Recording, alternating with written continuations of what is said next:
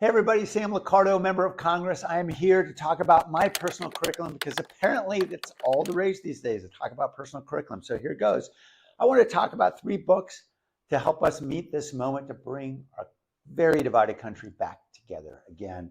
We'll start with Team of Rivals, the history from Doris Kearns Goodwin about the great Abraham Lincoln and his leadership in bringing a country that is so deeply divided back together that in fact more Americans died in that Civil War than any other war in history, and his ability to bring folks literally into his cabinet who had very deep differences in terms of allegiances and beliefs, and yet he was able to succeed. Second book, Yuval Noah Harari, Sapiens.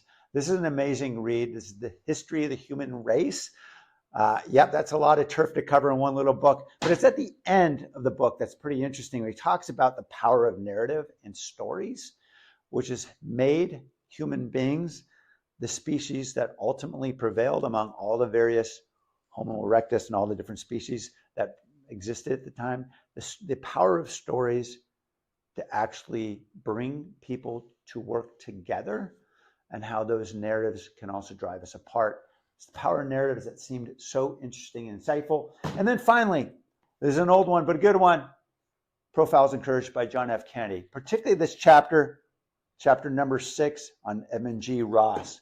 This is the senator who stood up against his party and voted against the impeachment of Andrew Johnson in a very seminal moment, an opportunity for us to observe a role model to stand up against partisanship for what is right.